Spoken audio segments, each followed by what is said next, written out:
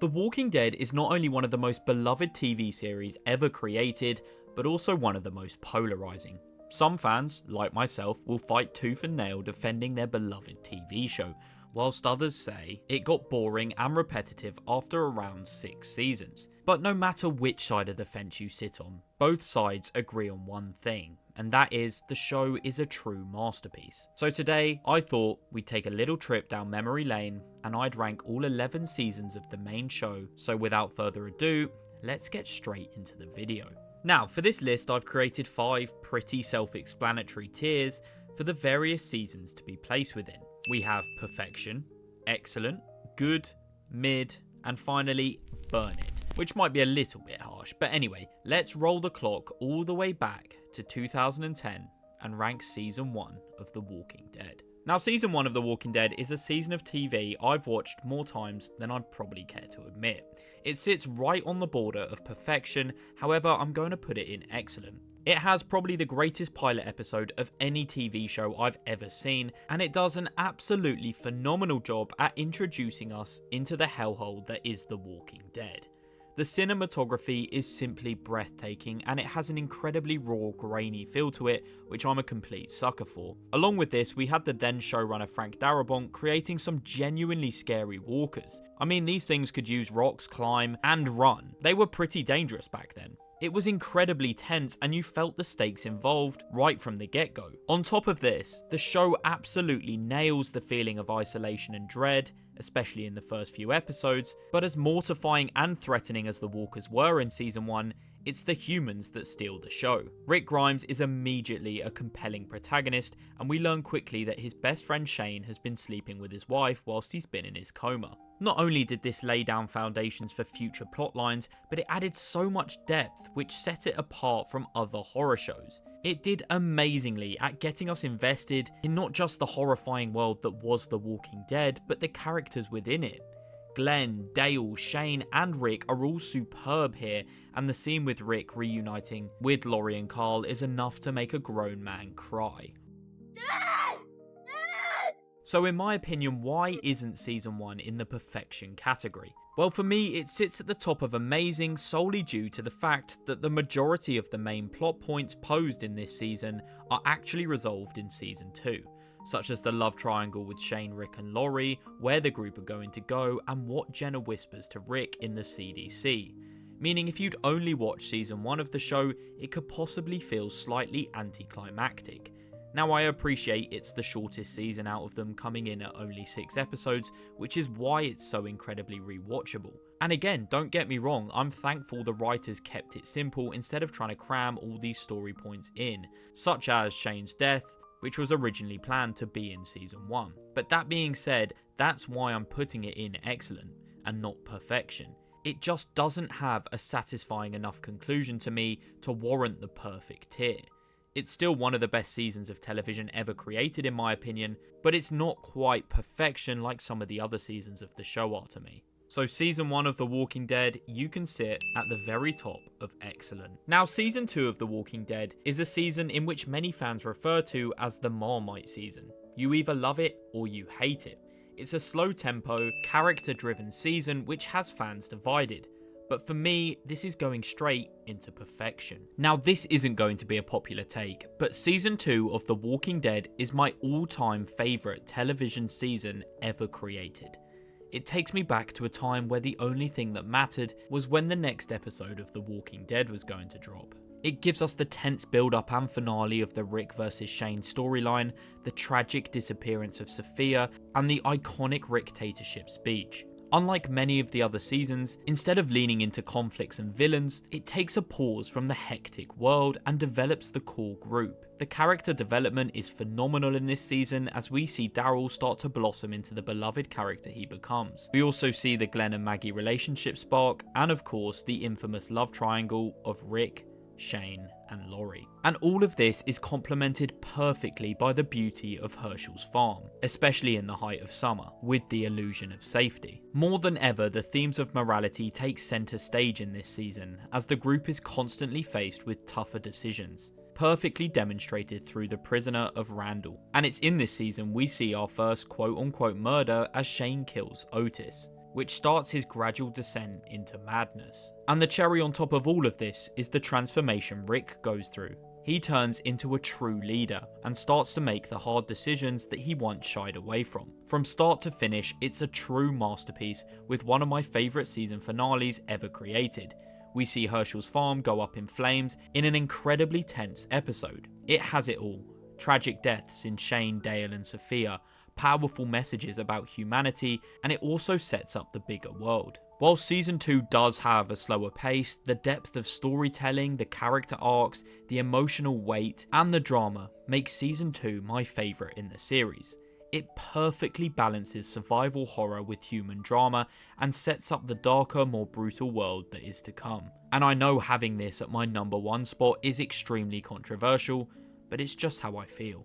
Coming up next is Season 3. Now this is the point in which I really think The Walking Dead started to cement itself as a cult classic. 3 seasons in a row of TV heritage. Now surprising absolutely nobody, I'm throwing this one in perfection as well.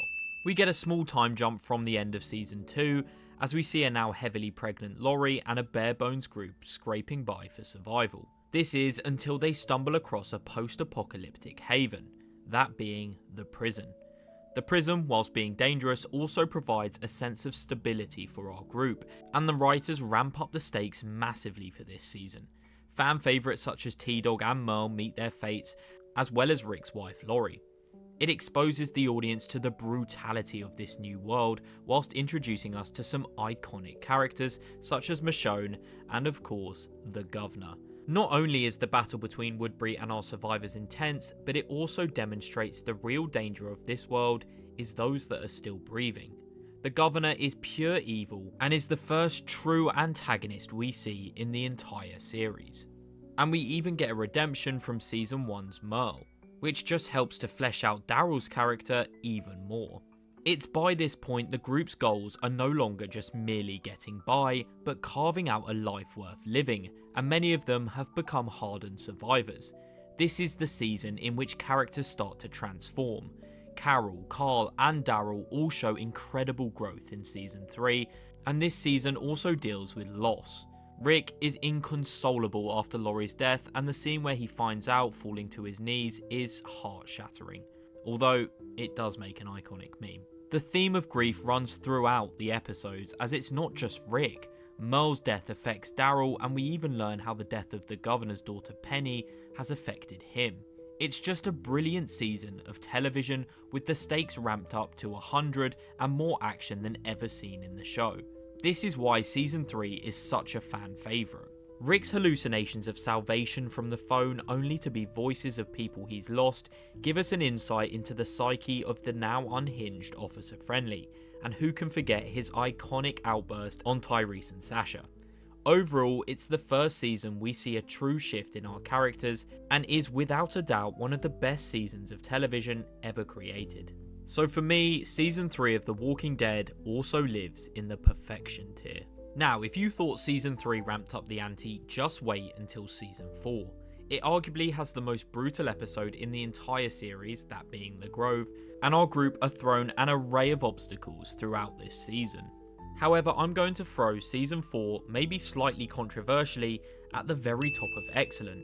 It follows on from the events of Season 3, with the opener being called 30 Days Without an Incident. The group are now thriving, and they have seemingly not only cracked the code to post-apocalyptic living, but have also seen off the threat that is the Governor. Oh, and we were also introduced to the truly iconic Bob Stuckey. However, the Governor makes his return in brutal fashion as he beheads the fan favourite Herschel, which many saw as the death of morality and hope, dying right along with him. The flu virus poses a new threat for our group, and after the fall of the prison, they all get split up. The mid-season finale with the brutal battle between the Governor and our survivors does not disappoint either.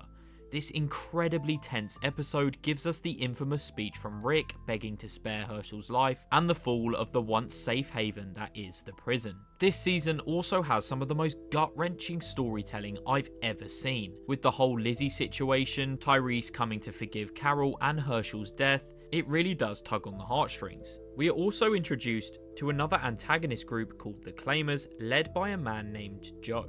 Rick is forced to bite his throat out in order to protect Michonne and Carl, and this marks the death of Officer Friendly, and in his place, Murder Jacket Rick is born. The looming tension towards the end of the season as well is just fantastic as the group all head to the supposed sanctuary that is Terminus. We get new character dynamics explored, utilising the separation of our group, as we see unlikely heartwarming scenes between Beth and Daryl as well as Carol and Tyrese. And as alluded to earlier, Rick starts to shed his skin and become the post-apocalyptic beast that we all know and love. This season also gives us the incredibly satisfying death of the Governor and the Claimers, as well as dealing with some incredibly heavy topics. So why isn't this season sitting in perfection for me? Well, it comes down to a few things. Firstly, a couple of episodes centered around the Governor after his exile in season 3, whilst necessary, I find kind of boring. And secondly, it's the birth of fragmented storytelling within the series, which is absolutely fine in small doses, but for me it also makes some episodes in the latter half of the season a bit of a slog to get through, as it kills the narrative momentum created by the mid-season finale. And it also left viewers waiting weeks to resolve cliffhangers left in previous episodes.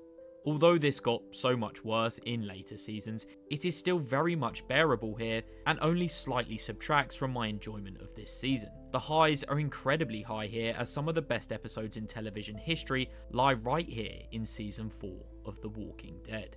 But for those reasons, that's why season 4 will sit at the very top of the excellent tier. This next season needs no introduction and is going straight into perfection, but I'll give it one anyway. Season 5 opens with probably my favourite episode in the entire show, titled No Sanctuary. It's so intense and action-packed as we see our survivors ruthlessly fight the cannibals from Terminus in order to escape the slaughterhouse. Carol heroically returns to save our group after her exile in season 4, which just cements her as one of the best characters in the whole show, and Rick morphing into a prime John Wick was quite the sight to behold. This season encapsulates just how cruel the world has become, with threats such as cannibals now being common, and the group is pushed to the absolute brink both physically and mentally. And just as it seems like all faith is gone, they find Alexandria, a place that seems too good to be true. This is by far the most action-packed season in the entire show, highlighted with the awesome killing of Gareth in the church by Rick, Daryl demonstrating yet more emotional depth, and fan favourites such as Abraham, Rosita and Eugene being fleshed out even more. This season also has heartbreak, with the tragic death of Beth at the hospital and the mortifying tainted meat scene featuring Bob Stuckey. The rise of the Ricktatorship takes centre stage here as Rick is done playing nice. He drops some of the best speeches in fiction every other episode in season 5, such as "We are the Walking Dead," "You still don't get it, do you?" or "Besides, I already made you a promise," just to name a few.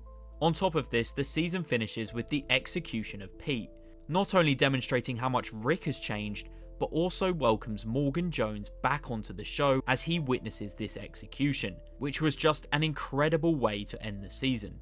This season just had it all: intense action, emotional storytelling, and major transformations from characters. We see our group fight cannibals, savages, and the sadistic wolves, and then stumble upon a sanctuary that seemed way too good to be true. It was then fascinating to see our now hardened survivors interact with people who had been largely sheltered from the new world, and it really rubbed in just how much everybody had changed since the outbreak. Along with this, some amazing characters are also thrown into the mix, such as Gabriel, Aaron, and Noah. This season of TV is so nearly perfect, but the only reason it sits behind season 2 for me is although there are stretches of episodes that are just unrivaled across any show I've seen, I'm just not a huge fan of the hospital arc and Beth's death. However, for me to not be a fan of 4 or so episodes in this season and still class it as perfection just shows you how incredible the rest of the season truly is. Now, so far you might be watching and thinking, wow, this guy has just been glazing The Walking Dead for 15 minutes straight. And yes, you would be absolutely correct. And although I'm putting season 6 in excellent as well, it's going at the bottom of it. As for me, this is when the cracks started to appear in The Walking Dead. If I could describe season 6 with one word, it would be suspense. It's the overwhelming theme of this season as the threat of the Saviour War starts to loom large. We see subtle hints of their existence, such as Negan's Bat Lucille carved into a gun handle in the episode East before we've even met them, and other communities such as Hilltop speak of their existence. This season does a phenomenal job of world building, as we learn of new communities such as the before mentioned Hilltop and the Kingdom. Another key theme explored here is the morality, as our group face the moral dilemma of the Saviour's outpost, ultimately deciding to massacre them, which is a decision they would live to regret. The episode No Way Out is a particular standout for me as one of the greatest episodes in the entire show, and of course this is where Carl loses his eye and becomes a pirate. We get the heartbreaking death of Noah in this season as well, which did kind of suck because it felt like they could have done so much more with his character, but this season seems to slow down and focus more on the walkers and the tension towards the imminent war that awaits, that it's a lot slower pace than both seasons 4 and 5. This season does do a phenomenal job at building up that uneasy sense of foreboding doom for our survivors. But season 6 does do a very good job at setting up for the Saviour War. I think Michonne shines in this season especially alongside Glenn, and it's also refreshing to see Rick's leadership tested. Now, for these reasons, it's going in excellent. But as I've said, the cracks were starting to form. First of all, Glenn's fake out death was a cheap attempt to draw people into the next episode, just to undo all they had done in the previous one, and for me this season, which will be a common theme from now on, struggles with pacing. It drags in parts and feels rushed in others. Along with this, we had so many characters, with our main survivors, the Alexandrians, and the return of Morgan Jones. It was hard for many of them to get meaningful screen time. That being said, it's still an excellent season of TV, and I love the season 6 finale, which is an unpopular take, but the tension slowly building as the Saviours slowly box them in and eventually catch them is just pure cinema. So that's why, for me, Season 6 is going at the bottom of excellent. Season 7. I'm going to put Season 7 at the very top of good.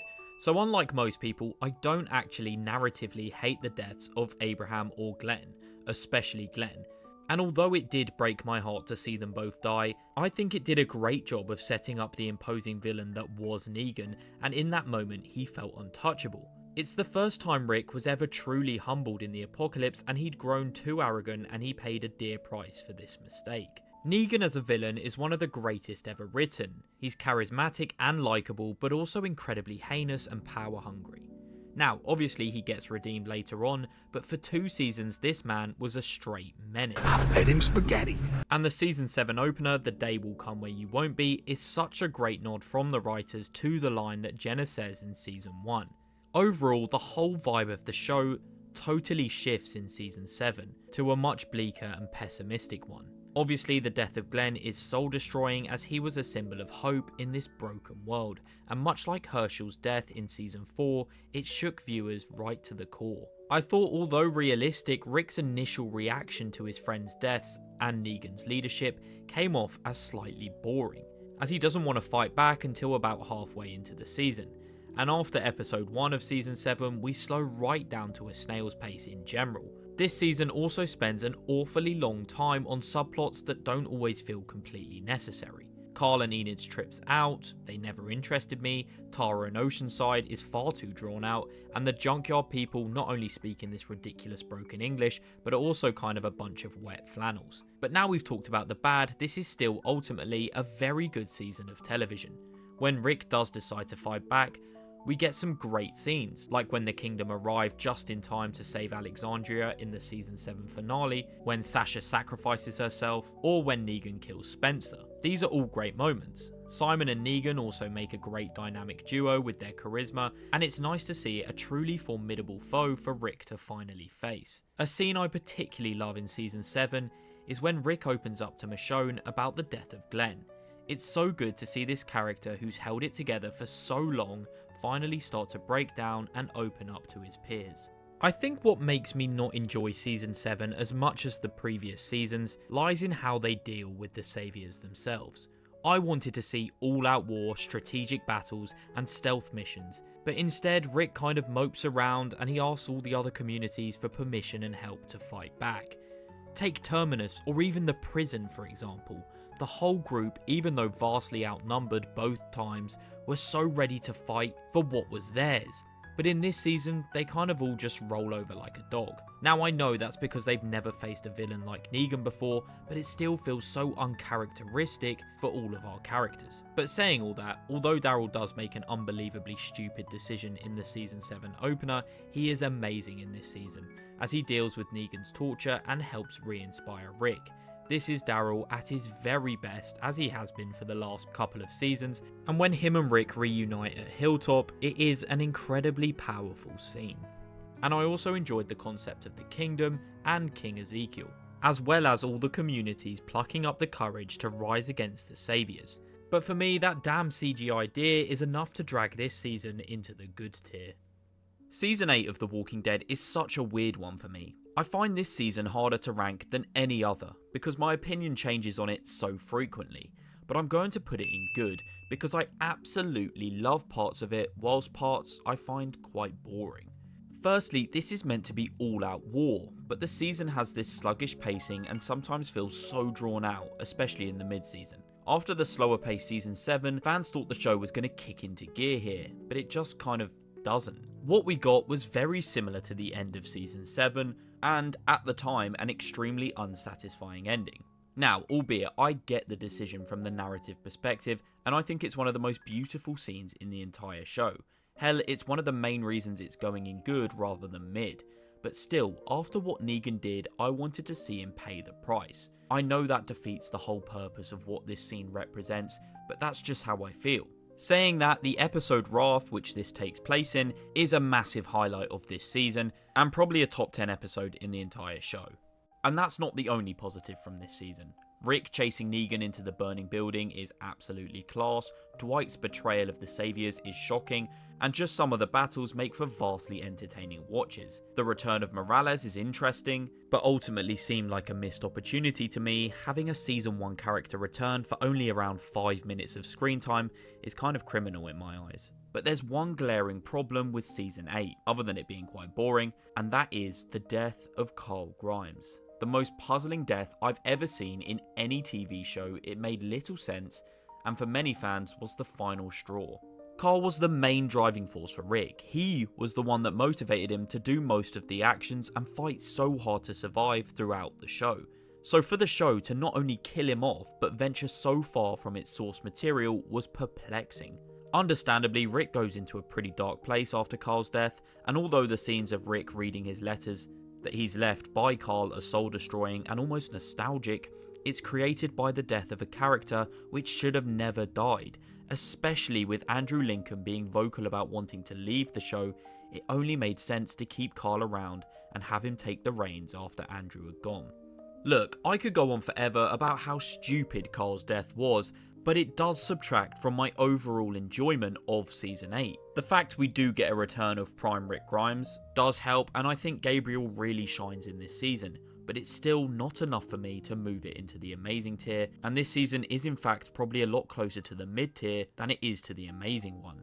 Season 9, in my opinion, is a return to form for The Walking Dead. It's quite a bit better than Season 8, so I'm going to put it in between Season 7 and 8 on my tier list. Rick's final moments on the main show, for a while at least, are perfect, as it felt like a fitting way to send off such an iconic character.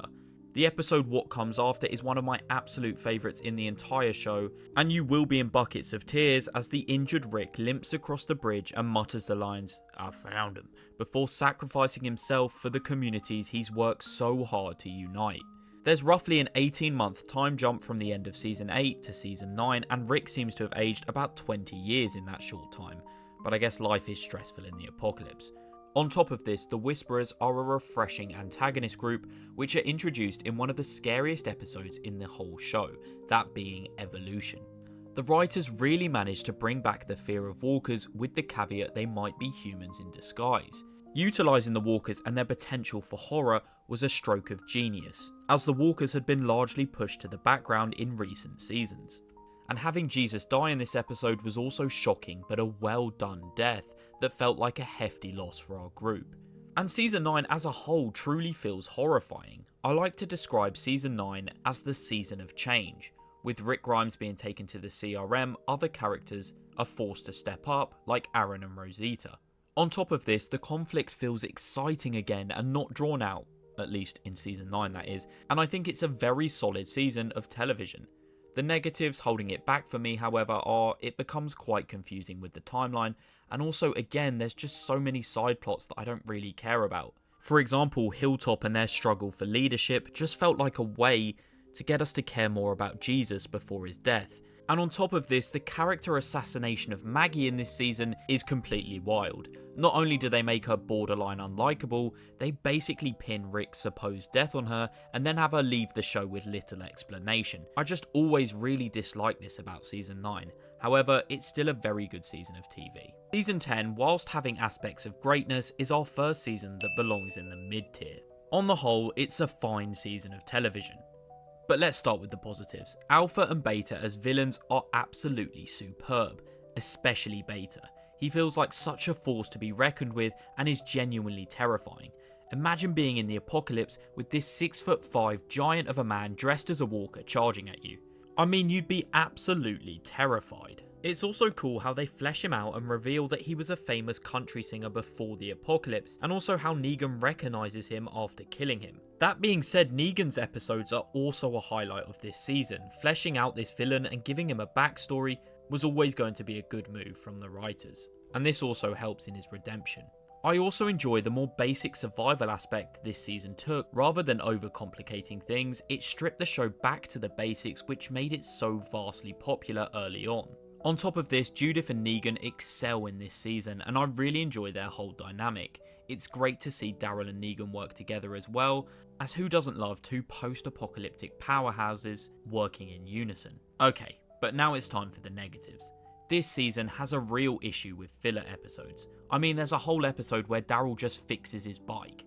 On top of this, the Whisperer War, whilst engaging in parts, takes such a long time to escalate and really kick on. Carol's storyline is also quite frankly annoying in this season. Seeing her make impulsive decisions time and time again that are constantly putting herself and others at danger after the death of Henry feels out of character to me, and I thought it was a very strange choice from the writers. As well as this, Michonne's departure subtracts massively from this season for me. I mean, we are lacking so many main characters in this season, Michonne, Maggie, Rick, that the cast just feels kind of empty here.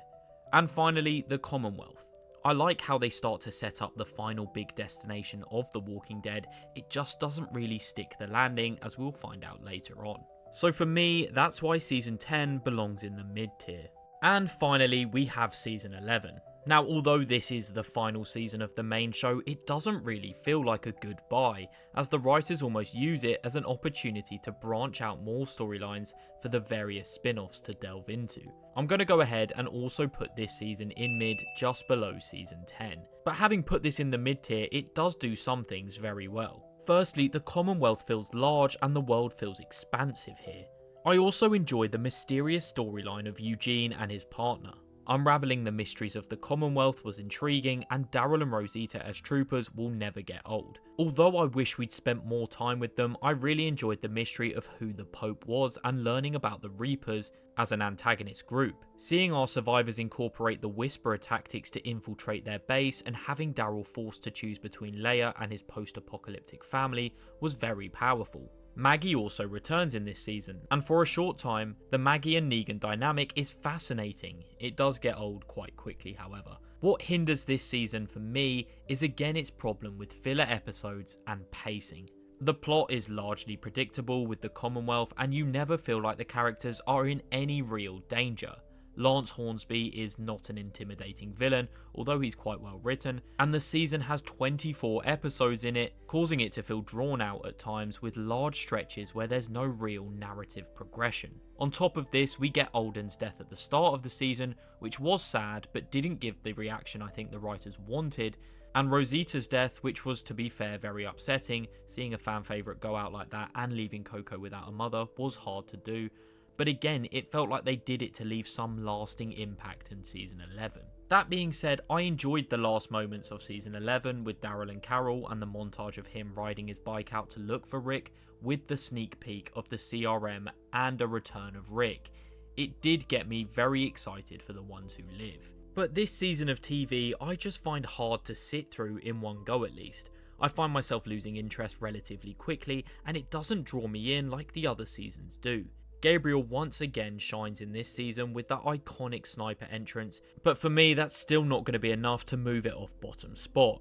As for me, season 11 is my least favourite season of The Walking Dead, and it's going to sit at the bottom of mid, because it's not a bad season of television, but it's also not a great one. So to summarise, these are my final rankings of The Walking Dead seasons. It's a show that I hold so incredibly dear to my heart, and as you can probably tell by the copious amounts of content I pump out on this channel, I'm very passionate about. And like I stated, I don't think any seasons of this show are categorically bad, it's just some are a lot better than others. But let me know down below what you guys think of my list and if you change anything. And if you enjoyed today's video, please do like and subscribe as we are on our way to 10,000 subscribers. With that being said, thank you all so much for watching, and I'll see you all next time. Goodbye.